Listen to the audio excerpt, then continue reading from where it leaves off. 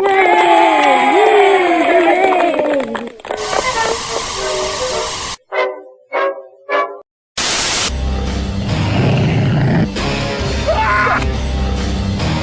He is evil incarnate. Sparkle left to go on until you die.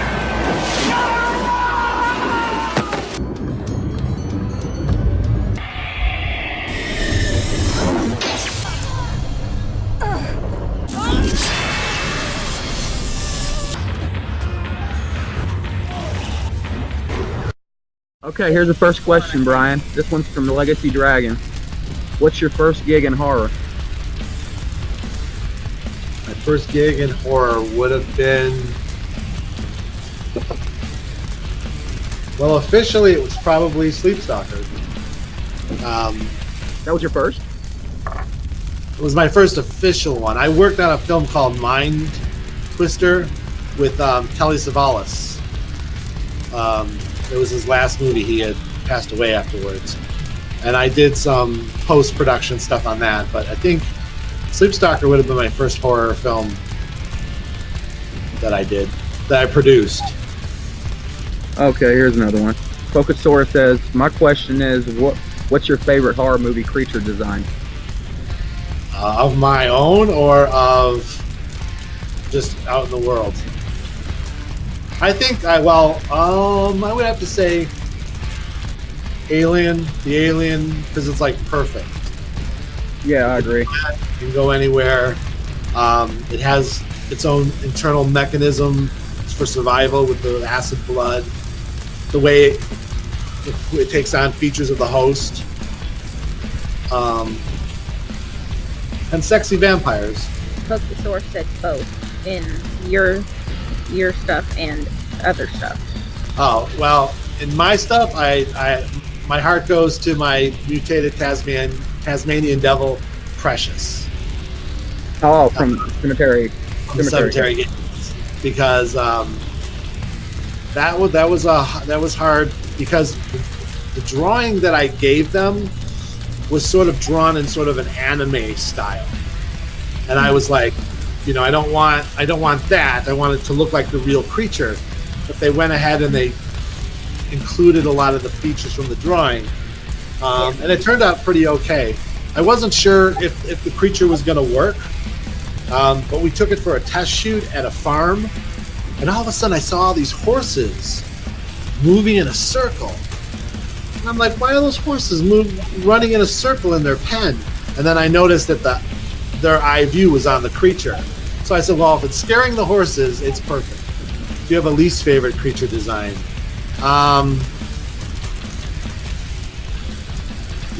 That's hard because I know the cost that goes into making these things. I'm a little disappointed with the new Godzilla, or as I call him, Chubzilla. I think he's too compact.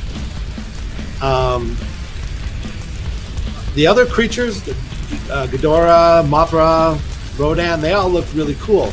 But Godzilla just needs to get on a treadmill and stop eating cities for a while, or I don't know. What was the most fun doing a movie? The most fun I ever had was definitely, it was on Cemetery Gates, definitely, because I almost died twice.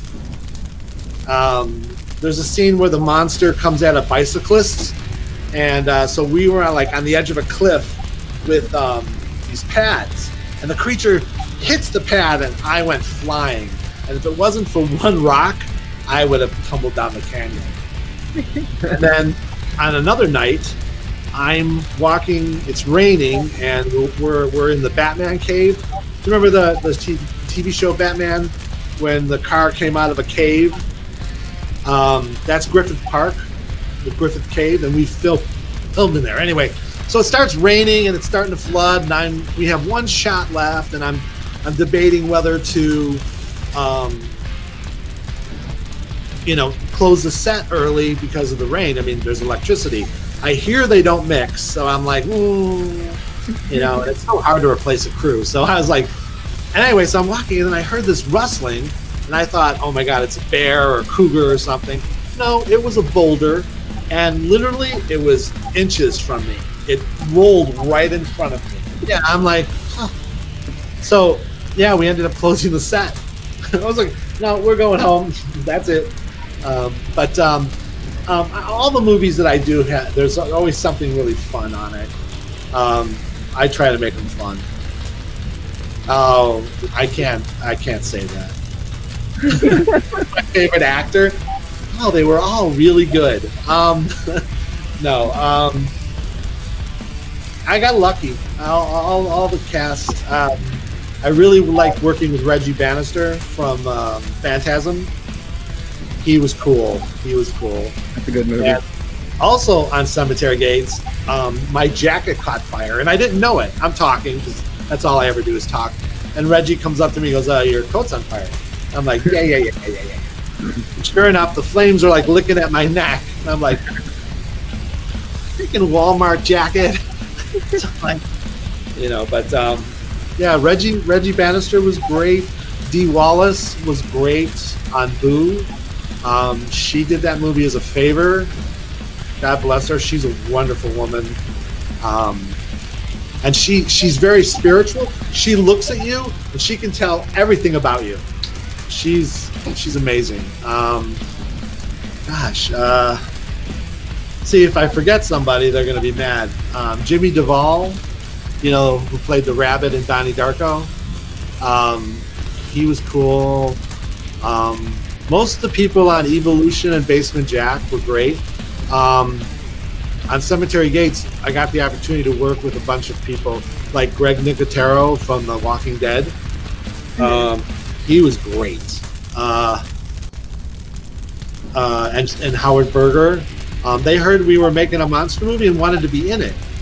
And I'm like, dude, why would you want to be in this low-budget horror film? So I quickly put a scene for them. And so they play two hippies. And Greg gets decapitated by the monster in the movie, and the head that we used was his head from the 1985 Day of the Dead. So there's a lot in Cemetery Gates. I tried to put a lot of history into the film, a lot of horror Easter eggs, because we had no money, like literally. But so the best I could do with that was kill 17 people in 90 minutes, and we used about over 80 gallons of blood. It was awesome. So I'll go to the other one. All right. No. I dislike CGI, except for backgrounds. But here's the thing: on Sleep Stalker, we were one of the first, if not the first, independent film to use a digital character for the Sandman. And this is back in '95. And it was, it was a lot of work. We worked with Mr. Film, who did that infamous Fantastic Four movie, the one that never came out. And that's how we got Jay Underwood for Sleep Stalker, because he was Johnny Storm in that Fantastic Four film. But CGI. Now here's the thing: on Basement Jack, the director of that was one of the lead CGI masters at the time, or of this time. In fact, he just did all the visual effects, his team, for Mary Poppins Returns. But Really? he did Exorcism of Emily Rose. He did Passion of the Christ. So every time Jesus got whipped, that's Michael's work. I do. I have. Unfortunately, right now, it's tied up with the lawyers, so I can't really announce anything. But I'm working with this amazing director out of the UK named Jason, and we have some great stuff coming up, because some real original stuff. Because I read all of the blogs, and everyone's, the famous monsters, zombies, they're played out right now. So we're really trying to do things that no one's seen before. So I think people are really going to like our first two films.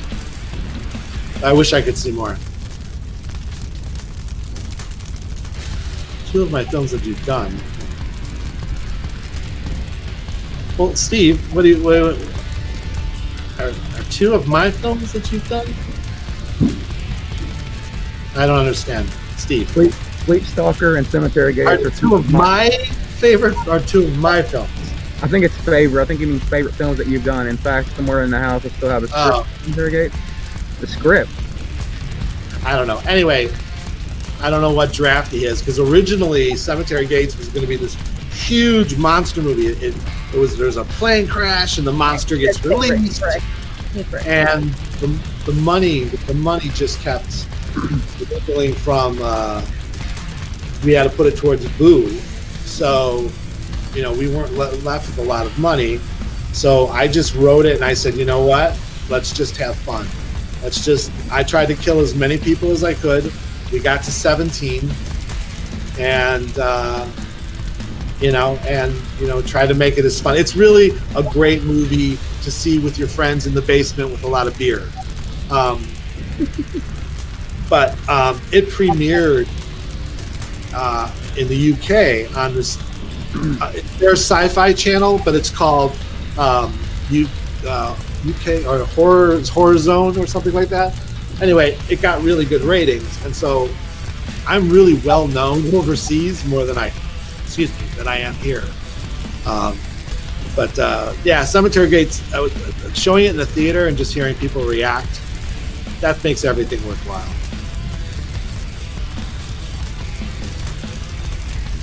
Yeah, I do. I really liked Blue.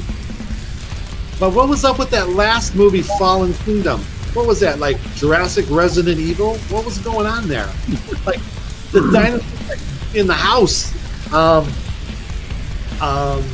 There was one. I don't think it was in any of the movies, but the toys.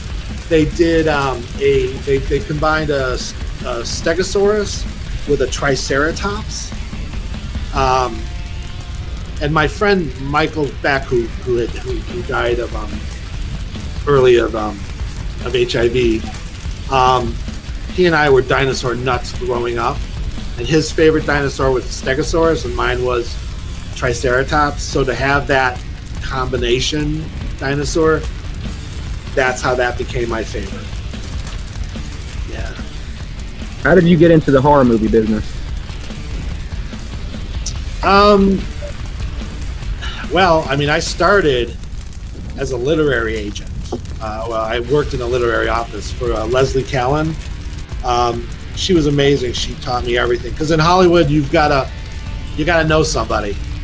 It doesn't happen. And I didn't know anybody, so I got really lucky getting a job as a junior agent with Leslie Callan, and I got to meet so many people. Pitching stories. So I was also working part-time at a flower shop / frame shop in South Pasadena, and a producer walked in named Howard Kazanjian. Howard, he produced Raiders of the Lost Ark, Return of the Jedi, Roller Coaster, Demolition Man. I mean, he's the TV show Jag. I mean, he's a big producer, but I didn't know him because I don't know anybody. And so I'm like, oh, so what do you do? And he says, well, I produce movies. And I go, oh, do you need any scripts read? Because that's how you get in. You're like, you do people favors. And so he says, yeah, I do. I have 6 scripts. And through him, I got involved in some really big projects. Bram Stoker's Dracula, Falling Down, Dave, some other films. The American Point of No Return, the American version of Nikita. So I got to work behind the scenes. That he ended up not producing those films, but I got to work up until a certain point. So that was a big learning step for me. But anyway, so with the horror, horror is the only genre that makes money, because comedy, douchebag means something different in a different language. So Yeah. it's hard to do comedy. Action films are too expensive. Dramas, unless they're something really politically important or something, it's hard to get those made. And so horror, a scream is a scream in any language. And so anyone who's going to be making films, your first film should be a horror film if you want to see any money. And so I just happen to love horror films since I was a little kid. The first horror film I saw was Night of the Living Dead. It was at the Harlem and Irving Plaza. It was a triple feature of The Oblong Box, Horror Hotel, and Night of the Living Dead. And so my parents, being the good parents that they are, put me on top of the station wagon, put the speaker up there, and were doing whatever they were doing. I think they were making My Little Brother. So I'm up there. I'm 5 years old. It's in black and white. We have a black and white TV at home. And I was really losing reality, like what was real, what wasn't, you know? And then I see people shuffling by, coming from getting their snacks. And then in the car in front of me, this guy and girl are wrestling. Now I know they were making love, but I thought the guy was attacking her. So I totally lost my mind. And I remember my mom used to say, we had to pry your fingers from the top of it when the movie was over. And I didn't sleep for like 3 days. Like I was terrified. And ever since then, I've been looking for that high. I wanna be that afraid one more time before I die. But yeah, so Night of the Living Dead was my intro to that.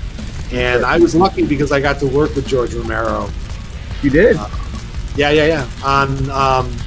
It's a funny story. We were promoting Dog Soldiers at Comic-Con, and Guillermo del Toro came by our booth and said how much he loved Dog Soldiers, and it was great, and we should get together. And so we did, and he had a project. He said, you guys might want to be interested. So he gave me the script, and it was called Dead Reckoning. Eventually the film turned out to be Land of the Dead, but at that time it was called Dead Reckoning. And it was brilliant. It was a brilliant allegory. Like Dawn of the Dead was a great allegory about consumerism and the AIDS crisis. It had all these great allegories. And this one had a great allegory about 9/11 and about safety.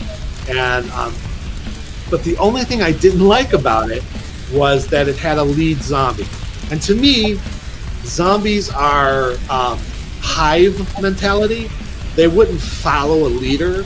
So I remember we then went to dinner with George Romero, who Dawn of the Dead is my favorite film of all time. So I'm totally geeking out, like, oh my God. And so then nobody is telling him, I don't think you should have a lead zombie in this movie, and he was very generous, and he was like, you're right, maybe, stuff like that. And from that, we sort of, developed a friendship. And I remember he told me how much trouble he had making Land of the Dead with the studio. And the funny thing is he quit. He walked off the set, I think, 2 or 3 times. And one of the compromises he made is that Universal wanted a happy ending. So it's like, you want a happy ending to a zombie movie. So that's why at the end of the movie, the zombies cross over the bridge to Canada. That was the compromise. That was the happy ending.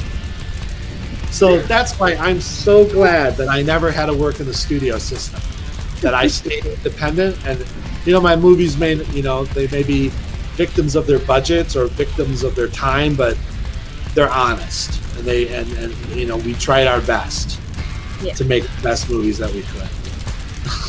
Oh. All right.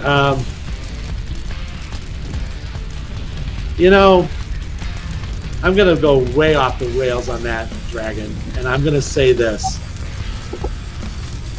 Horror, for the most part, I think, is dead at the movies. Do you know where horror lives now? Horror lives in video games. Like Resident Evil. None of us can forget when that dog jumped through that window the first time. I mean,